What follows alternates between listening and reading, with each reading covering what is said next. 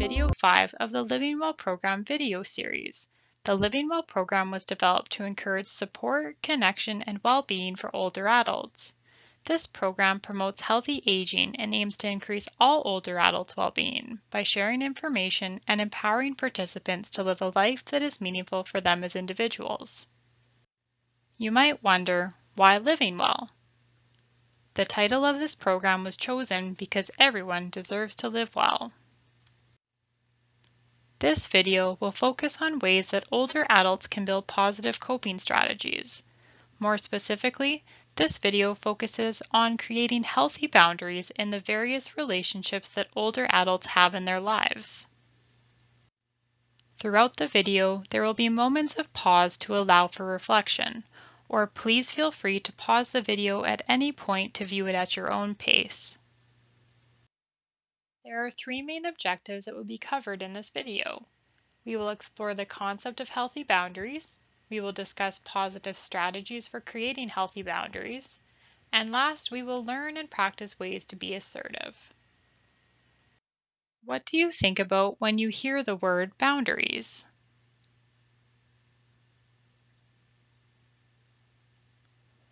Maybe the images here come to mind, such as a boundary used in a sports game, flagging tape used to rope off a boundary, or a fence line that closes an area off.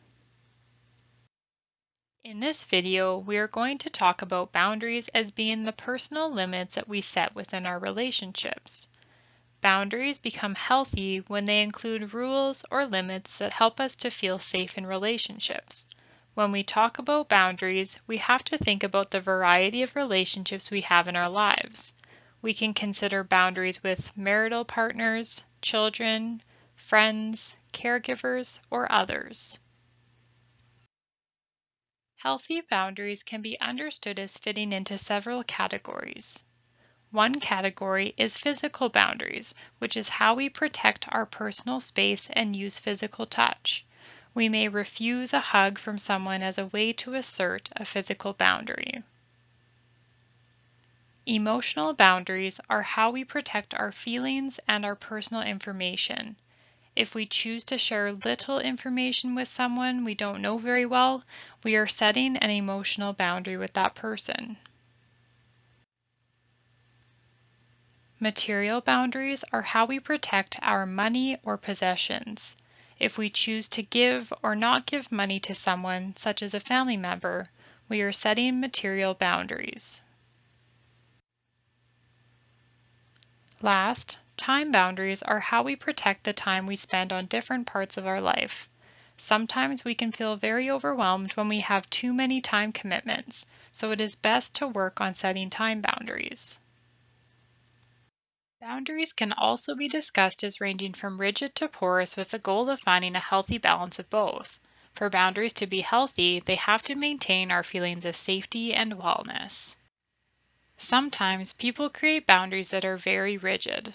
This occurs when people avoid close contact with others, don't ask for help, and are very protective of what they share. These boundaries can cause trouble because they may limit a person's willingness to seek help when they need it. However, sometimes people may need to have rigid boundaries in their relationships to assert their rights and to ensure their safety. Sometimes people create boundaries that are very porous. This occurs when people overshare information, have a hard time saying no, and depend on other people's opinions. Very porous boundaries can lead to trouble, such as feeling fatigued, misused, and disrespected. However, having porous boundaries in relationships that we feel safe in allows for closeness and connection. When people create healthy boundaries, they often strike a balance of rigid and porous. People who create healthy boundaries value their own opinions and those of others, know their wants and needs and communicate them, and share the right amount of personal information. Healthy boundaries take a lot of work and practice. It is also important to note that boundaries can vary based on cultural expectations. Some cultures share more and have more porous emotional boundaries than other cultures. Now that we have discussed what boundaries are, we turn to a brief discussion on how to set boundaries. One of the most important things to know about boundaries is knowing that it is okay to say no to other people. If you find yourself in a situation where you do not feel comfortable, or perhaps you don't feel safe, you can say no. If you are feeling overwhelmed by time, you can say no when someone asks you to do something. However, let's also think about what might hold someone back from saying no. Often, people feel that it is mean or rude to tell people no. It also may be difficult to say no when it is with someone we care a lot about. But it is important to know that you can use assertive language to keep yourself safe and create boundaries that help you take care of your overall well-being. How exactly do you say no, though? We turn to this next. Let's discuss ways to say no. You can always use the word no as a full sentence. Sometimes it is helpful to have other ideas as well. It is important to consider how you say the statement. You can practice assertive language by standing or sitting tall, speaking clearly and firmly.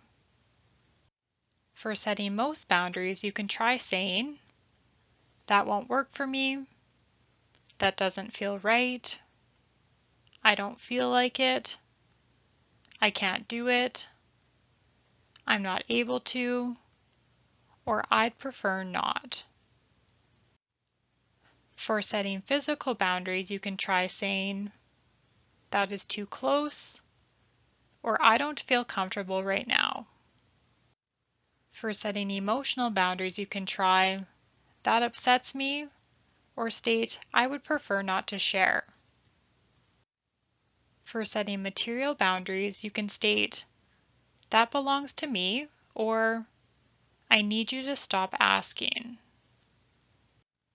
And for setting time boundaries, you can try, "I don't have time right now," or "Thank you, but I can't."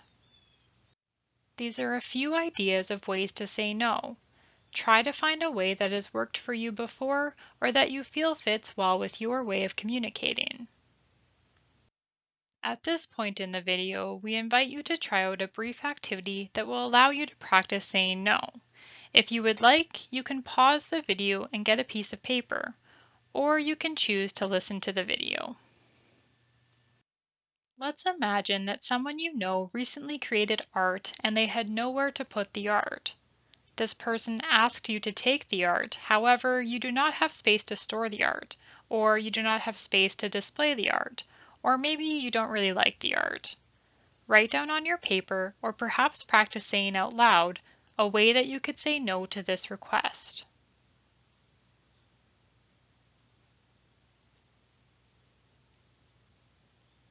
Perhaps you thought of the response, "Sorry, I don't have a spot for it." You could also say, "I'd prefer not to keep it for you." Or you could try saying, "It doesn't work for me to take it right now." Let's try another situation. Imagine that someone you know has asked you for money. This person has asked you for money several times before. Write down on your paper, or perhaps practice saying out loud, a way that you could say no to this request.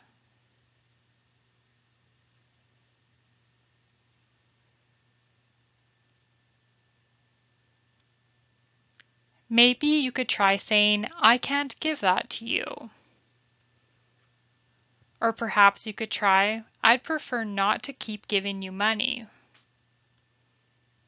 Or maybe, "I need you to stop asking me for money." Let's try another situation. Imagine that you are attending an annual medical appointment or eye checkup.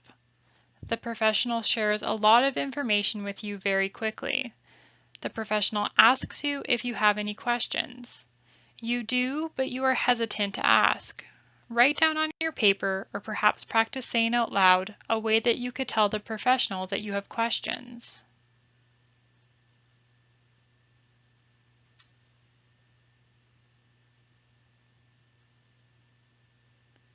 Maybe you could say, "I am wondering if you could repeat that." Or you could ask the professional, "Can you please write down that information for me?" Or, "Could you please speak slower and repeat?" This situation is a little bit different than the others for practicing no. This situation encourages us to think about ways that we can share our needs in an assertive way. That brings us to the end of this brief activity. Pause for a moment and think about these two questions.